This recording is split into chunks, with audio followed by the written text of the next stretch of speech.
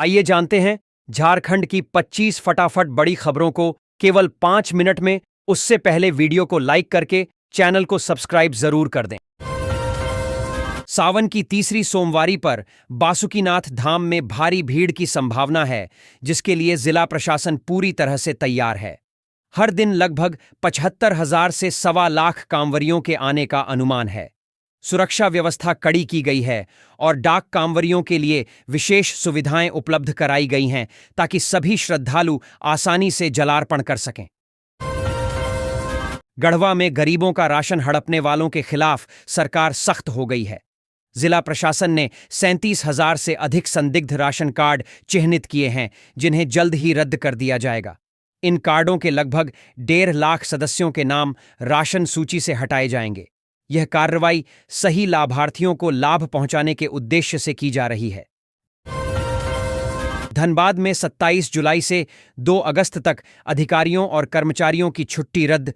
राष्ट्रपति के आगमन को लेकर प्रशासन अलर्ट। राष्ट्रपति द्रौपदी मुर्मू के IIT ISM धनबाद में दीक्षांत समारोह में भाग लेने की तैयारी जोरों पर है। 1 अगस्त को होने वाले इस कार्यक्रम के लिए 27 जुलाई से 2 अगस्त तक सरकारी कर्मचारियों की छुट्टियां रद्द कर दी गई हैं। अस्पतालों को अलर्ट पर रखा गया है। जीवन रक्षक दवाओं की उपलब्धता सुनिश्चित की गई है। हॉस्पिटल में बड़े बदलाव की तैयारी।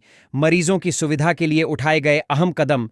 जमशेदपुर में उपायुक्त कर्ण सत्यार्थी ने MGM मेडिकल कॉलेज अस्पताल के नए परिसर के प्रभावी संचालन हेतु एक बैठक की अध्यक्षता की।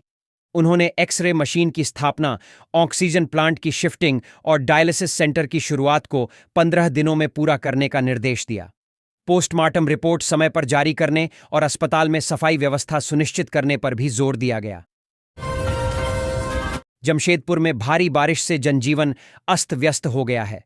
स्वर्णरेखा और खरकई नदियां खतरे के निशान से ऊपर बह रही है, जिससे बाढ़ की स्थिति उत्पन्न हो गई है। निचले इलाकों में सैकड़ों घर डूब गए हैं और लोगों को राहत शिविरों में ले जाया जा रहा है। मौसम विभाग ने ऑरेंज अलर्ट जारी किया है और भारी वर्षा की चेतावनी दी। ISM में 1 घंटे रहेंगी राष्ट्रपति।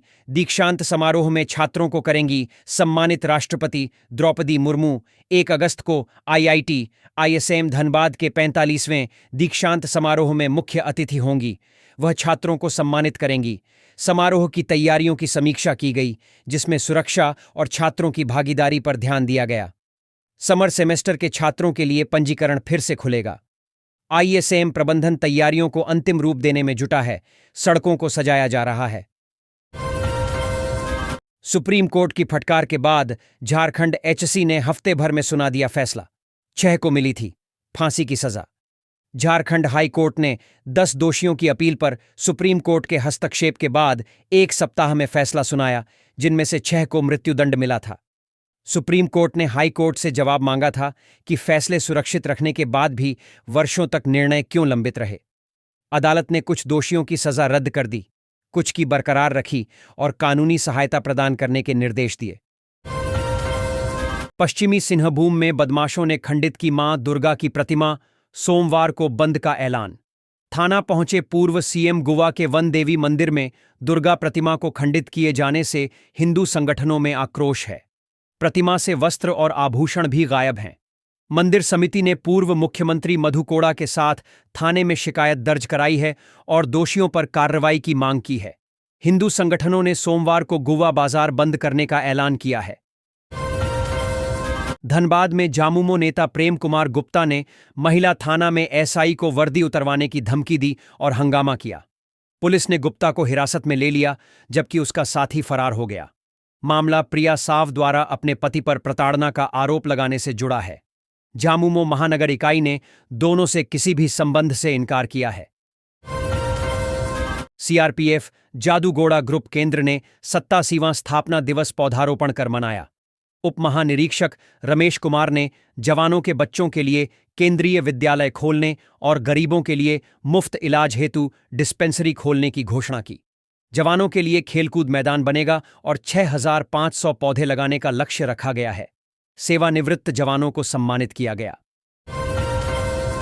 बीएसएल के नए निदेशक प्रभारी के लिए अगले महीने होगा इंटरव्यू। जारी हुई उम्मीदवारों की सूची। सेल के बोकारो इस्पात संयंत्र में नए निदेशक प्रभारी की नियुक्ति के लिए साक्षात्कार जल्द होगा। वर्तमान निदेशक बीके तिवारी के सेवानिवृत्त होने के बाद यह प्रक्रिया शुरू की गई है। निदेशक वाणिज्यिक पद के लिए भी साक्षात्कार 6 अगस्त को होगा, जिसमें संजय अग्रवाल प्रमुख दावेदार हैं। अन्य पदों के लिए भी आवेदन आमंत्रित किए गए हैं।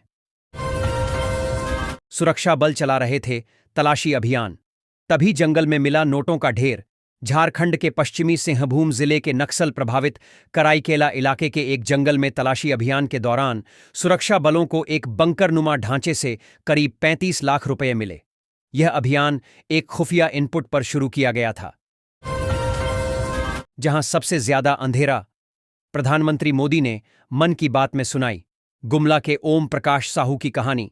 प्रधानमंत्री नरेंद्र मोदी ने रविवार को मन की बात के 124वें एपिसोड में झारखंड के नक्सल प्रभावित गुमला जिले का खास तौर पर जिक्र किया।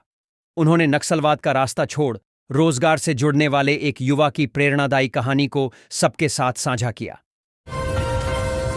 पहले मां को खोया, फिर बच्चों को पढ़ाया ट्यूशन, खूंटी की रूपम अब बन गई ऑफिसर। शुक्रवार को जब जेपीएसएससी ने फाइनल रिजल्ट जारी किया तो कई अभ्यर्थियों की सालों की मेहनत सफल हो गई। इस दौरान कई ऐसे उदाहरण सामने आए जिन्होंने कड़ी मेहनत और लगन से सफलता पाई। इन्हीं में से एक हैं रूपम सोनाली। 2 साल की सजा। क्या था मामला? जेपीएसएससी के पहले अध्यक्ष दिलीप प्रसाद को गबन के 21 साल पुराने एक मामले में दोषी करार देते हुए सीबीआई के विशेष न्यायाधीश एसएन तिवारी की अदालत ने 2 साल कैद की सजा सुनाई है। आइए जानते हैं पूरा मामला क्या है। रांची एक और नया फ्लाईओवर बनने जा रहा है। नया फ्लाईओवर सहजानंद चौक से लेकर कांके रोड की जज कॉलोनी तक बनाया जाएगा।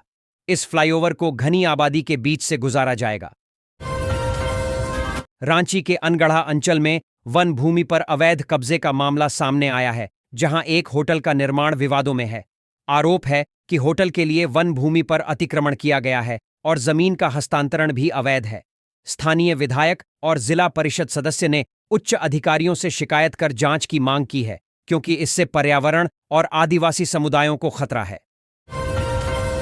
लातेहार के मनिका प्रखंड में डीलर सिकंदर सिंह द्वारा राशन कार्ड धारकों को 3 महीने से राशन नहीं देने का मामला सामने आया है।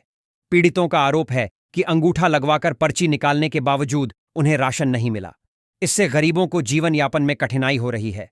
कार्डधारियों ने जिला प्रशासन से डीलर का लाइसेंस रद्द करने की मांग की है। रांची से जमशेदपुर के लिए चलेगी फ्लैश चार्जिंग बस। 135 यात्री कर सकेंगे। सफर रक्षा।